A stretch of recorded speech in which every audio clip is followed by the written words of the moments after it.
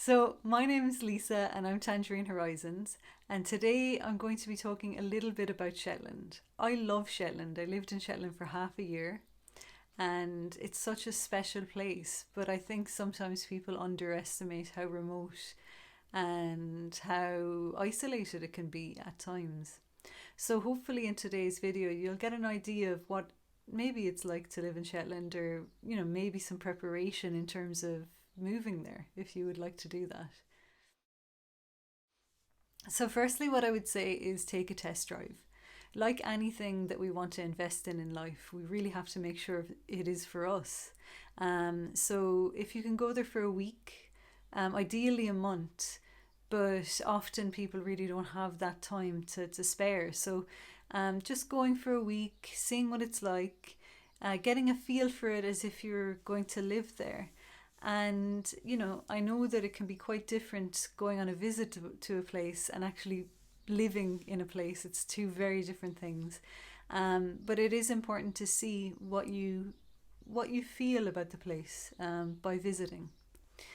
And I guess also it would be a good way to kind of see the place would be to go on a tour. So there's someone called Laurie and she does tours, Shetland with Laurie. She's a local, so she knows Shetland and the islands very, very well. And, booking in a tour, it's quite affordable with her, and seeing a little bit of Lerwick or other areas of the islands would be a good way to become familiar with the place and maybe even gain some ideas on the types of things that you would like to do whilst you're in Shetland, or if you're planning a long term move, the sorts of things that you would like to embed yourself into. Accommodation can be a challenge. There's a shortage of accommodation on Shetland. One of the places you can go to look for accommodation is Facebook. Facebook is the hub for all Shetlanders. So there are a variety of groups, including one for spotting orcas, which is pretty amazing.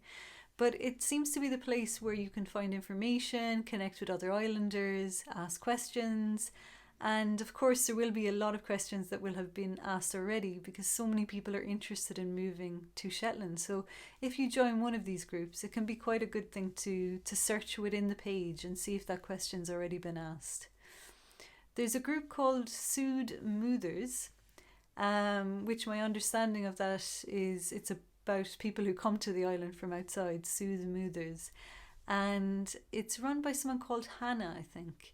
It's a really friendly and welcoming group, and you will find a lot of information on there about your move to Shetland.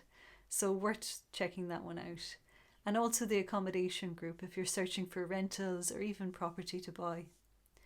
But just preparing in advance because it can take quite a few months to find places to live in Shetland. In terms of the social circle, maybe you're coming with your family and maybe you're coming on your own or maybe you're coming with a partner and you want to meet people.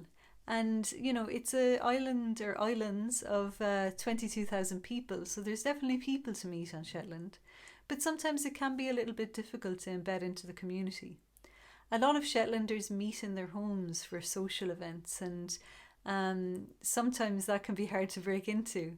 So it's a major advantage, a bonus if you already are friends with a Shetlander.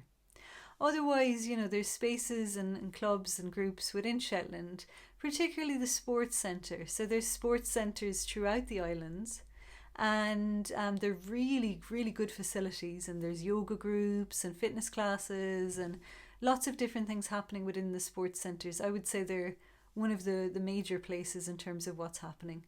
You can also check out the Islesborough in Lerwick. There can be events happening there. It's just worth keeping an eye out generally. Radio Shetland is a good place as well to listen to and find out about events. So just keeping an eye out really. And of course Mariel.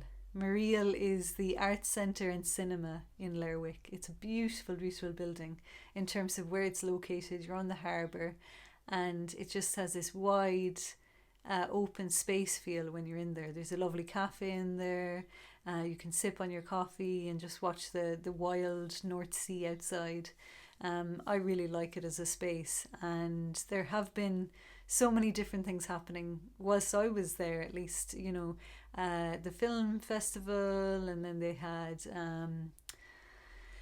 have things with the folk festival as well. So they have a variety of things going on throughout the year. So worth checking that out. So maybe you are thinking about transportation. So how are you going to get around the island? And maybe you're coming by ferry in your car and you're able to drive around. And if you are, you're very lucky because it's a great mode of transport to have on the islands. It can be very windy, so cycling around isn't so great outside summer. There are buses, but they're infrequent and can take a long time to get around because they go to most places on the island, and so they stop in lots of different places. And you can rent a car, which I'm understanding is quite reasonable there at the moment. I'm not sure though, you would need to double check on that one. But I think having a car is really important if you want to see a lot of the islands, but also if you want to figure out where you want to live. If you're going to be living in Lerwick, it's not too bad. You can actually survive without a car, it's possible. So yeah, it's just something to consider. So just be prepared in terms of the weather. And I say that with the greatest of cautions because it's not uncommon for people to lose their car doors when they move to the island. The wind can be ferocious, can rip off the car door in an instant. It's probably one of the most common things that can happen to cars there.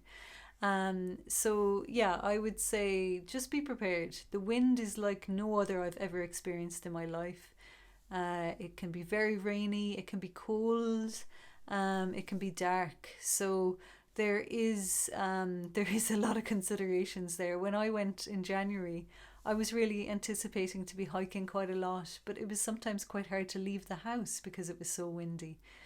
Again, you can go at points in summer, spring, even autumn, where it's pleasant to be outside. You can go for a long hike, but you're never going to get tropical weather in Shetland. I think that's one that's guaranteed. I think that's fair to say. Be prepared, get a good jacket, and of course, if you have a car, it's a little bit easier, but watch those car doors. Shetland is an inspiring place. It attracts a lot of different people and it attracts people from all over the world. You will find people from everywhere in Shetland. I think it's worth seeing it for yourself first. So get on a plane, get on a ferry, and just go. This is more of a caveat. Sometimes island life can be incredibly appealing for people. It's that idea of the tropical island or the island in the middle of nowhere where you can go and things will be much better. But sometimes people might have difficulties in their own life that they might be running away from, or problems that are in their surrounding area currently, and they feel that Shetland might be a good solution to that. It's important to really ask yourself, why am I moving to this island? Is it because of a love of remote places, and that's something that I've always loved, and I love being part of that sort of environment? I love the nature, I love the sea. Or is it because of a deeper reason for avoiding something?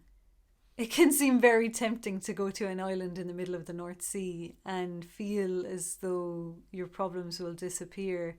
But actually, it can be quite isolating. It can take a long time to get to know people. People are very friendly on the island, but it can take some time to integrate. So what I would say is think about it and consider your reasoning. Go and visit Shetland before you move. And be patient if you move to the island. It might take a little bit of time to build your life in Shetland. I hope you adore Shetland and I hope you have a good experience of Shetland, even if it's just for a visit. And if you have any questions, please leave a comment below and I will be happy to follow them up in the next video. Good luck.